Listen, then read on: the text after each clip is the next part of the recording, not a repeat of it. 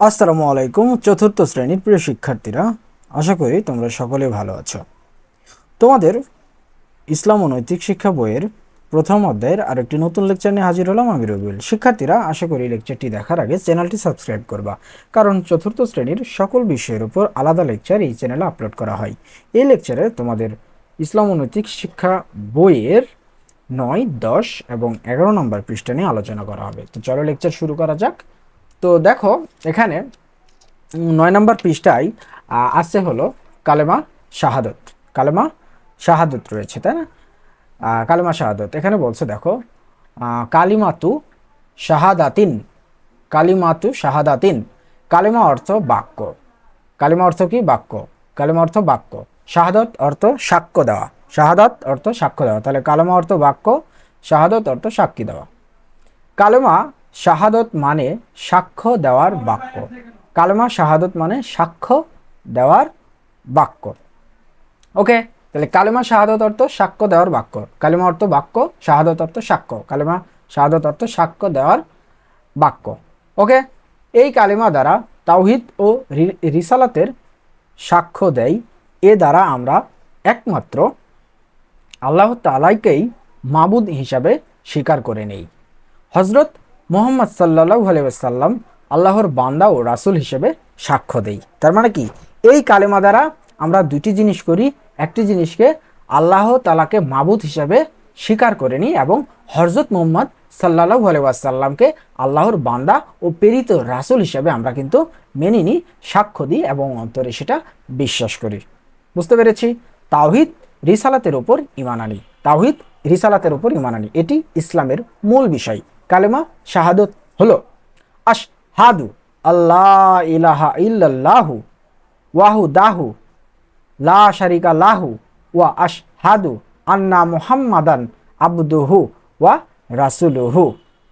দেখো, কালেমা শাহাদতে দুটি অংশ রয়েছে। প্রথম অংশ আশহাদু আল্লাহ ইলাহা ইল্লাল্লাহু ওয়াহদাহু লা শারিকা লাহু, এটা হলো কালেমা শাহাদতের প্রথম অংশ।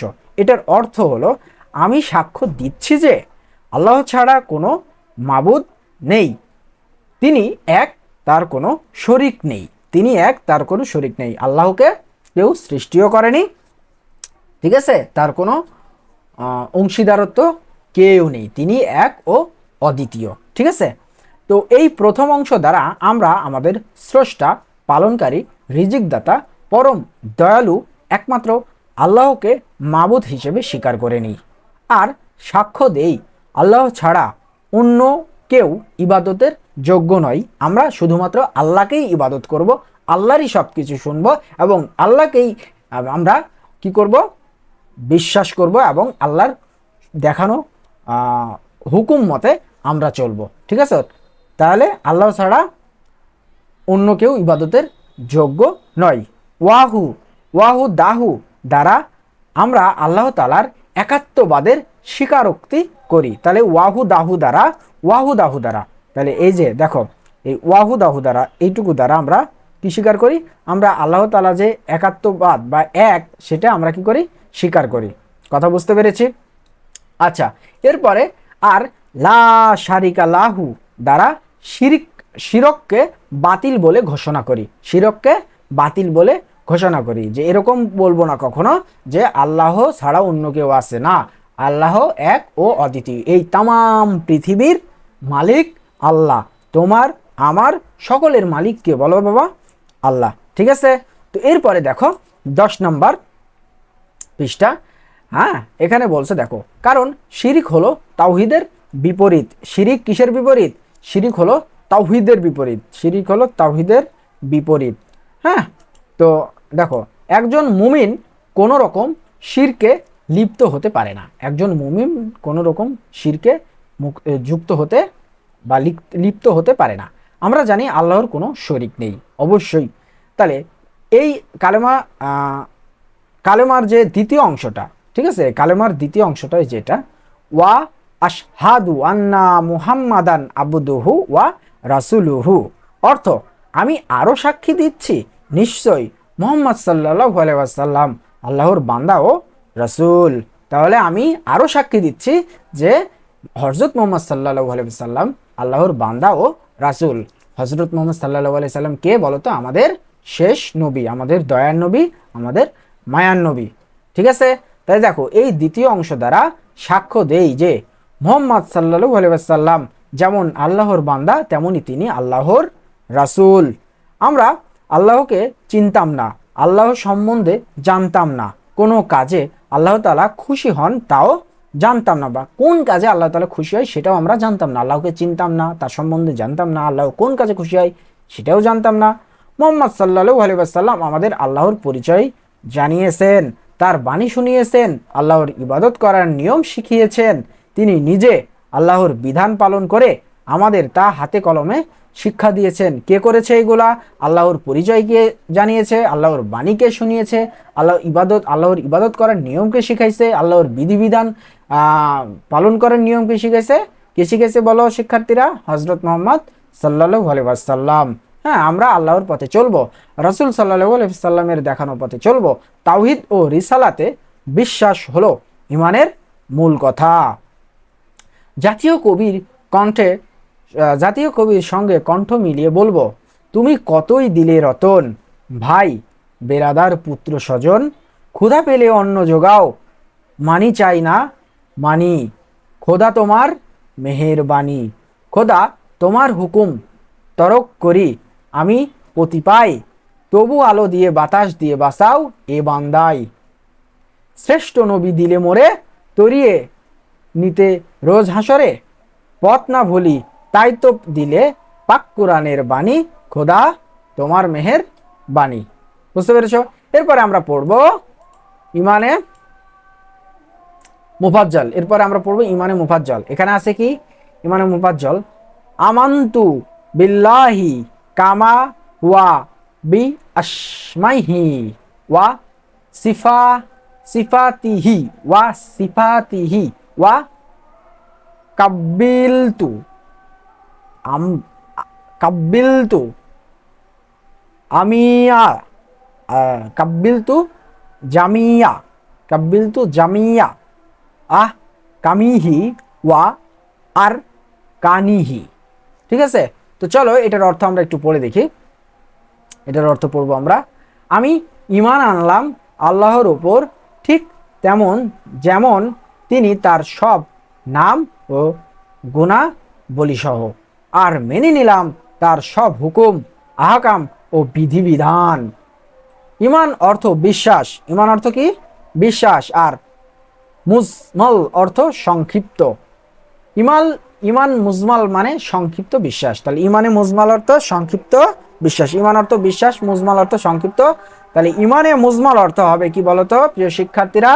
বিশ্বাস হবে। ওকে, এরপরে ইসলামের মূল বিষয়গুলোকে সংক্ষেপে বিশ্বাস ও স্বীকার করাকে বলে ঈমান মুজমাল।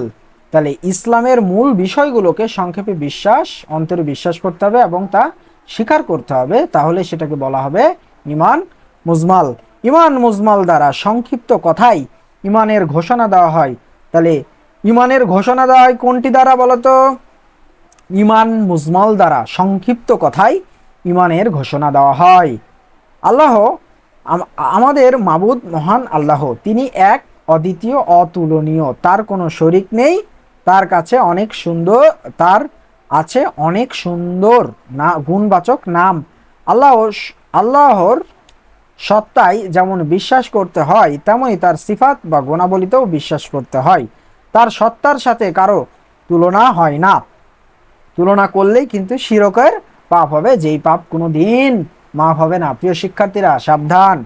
তেমনি তার গুণের সাথে তুলনা করা যায় এমন কোনো কিছুই নেই। আল্লাহ তাআলা বলেন তার মতো কোনো কিছুই নেই। বলছে একজন মুমিন মুসলিমকে আল্লাহ তাআলার এক সত্তায় বিশ্বাস করতে হয়, তার গুণাবলীতে বিশ্বাস করতে হয়, আল্লাহ তাআলার তারপর আল্লাহর আহকাম ও আরকান বা বিধিবিধান গ্রহণ করতে হয়, তার আদেশ নিষেধ মেনে চলতে হয়। আমাদের জন্য যা কল্যাণকর, যা ভালো তিনি তা গ্রহণ করতে বলেছেন, আর যা অকল্যাণকর বা মন্দ তা বর্জন করতে বলেছেন। এই গ্রহণ ও বর্জন মিলেই হলো ইমান। ইমান মুজমাল, খুব সংক্ষিপ্ত, কিন্তু এর বিষয়বস্তু ব্যাপক, এর তাৎপর্য গভীর। আমরা আল্লাহ তাআলার সত্তা ও গুণাবলীতে বিশ্বাস করব, মহান আল্লাহর বিধিবিধান ও আদেশ ও নিষেধ মেনে নেব। পরিকল্পিত কাজ, শিক্ষার্থীরা ইমানে মুজমালের অর্থ সুন্দরভাবে খাতায় লিখবা, এটা তোমাদের কাজ। এরপরে আছে বলো তো ইমান, ইমান মুফাসসাল, ইমান মুফাসসাল। আমানতু বিল্লাহি ওয়া মালাইকাতিহি ওয়া কুতুবিহি ওয়া রসুলুহি ওয়া ইয়াউ ওয়া উমিল ইয়াউমিল আখিরি ওয়াল কাদরি খাইরিহি ওয়া শাররিহি মিন্নালিহি মিন্না মিনাল্লিহি মিনাল্লাহি মিনাল্লাহি তাআলা ওয়াল বাসি বাদাল মাউত। তাহলে এটার অর্থ কি? এটার অর্থ হলো, হ্যাঁ, যে আমি ঈমান আনলাম আল্লাহ, তার ফেরেশতা, তার কিতাব ও তার রাসূলগণের উপর। আরও ঈমান আনলাম শেষ দিবসে ও তকদিরের ভালো মন্দে, যা আল্লাহর পক্ষে থেকে, এবং মৃত্যুর পর পুনরুত্থানে। ঈমান অর্থ বিশ্বাস, আর মুফাসসাল অর্থ বিস্তারিত। ঈমান মুফাসসাল অর্থ বিস্তারিত বিশ্বাস। তাহলে ঈমান মুজমাল অর্থ হলো সংক্ষিপ্ত বিশ্বাস, আর ঈমান মুফাসসাল অর্থ হলো বিস্তারিত বিশ্বাস। আমরা মুমিন, আল্লাহর কতগুলো মূল বিষয়ের উপর আমাদের ঈমান আনতে হয়। আমরা এর আগে এই বিষয়গুলোকে সংক্ষিপ্ত কথায় স্বীকার করেছি, এখন সেই বিষয়গুলোকে বিস্তারিতভাবে জানবো, বিস্তারিতভাবে স্বীকার করব। সেজন্য একে বলা হয় ঈমান মুফাসসাল। বুঝতে পেরেছ শিক্ষার্থীরা? তো আজকের পড়ালেখা এই পর্যন্তই, এই লেকচারটি এই পর্যন্তই। আশা করি এই লেকচারটি তোমাদের অনেক হেল্প করবে। প্রিয় শিক্ষার্থীরা, আমার আরও দুটি ইউটিউব চ্যানেল রয়েছে, তোমরা চাইলে সেই দুটি চ্যানেলেও সাবস্ক্রাইব করে রাখতে পারো। চ্যানেল দুটির লিঙ্ক এই লেকচারের ডিসক্রিপশন বক্সে দেওয়া আছে, যার একটিতে ফুড বিষয়ের উপর কন্টেন্ট নির্মিত হয়, অন্যটিতে ব্লগিং ও ট্রাভেলিং বিষয়ের উপর কন্টেন্ট নির্মিত হয়। ধন্যবাদ প্রিয় শিক্ষার্থীরা, কথা হবে অন্য একটি লেকচারে।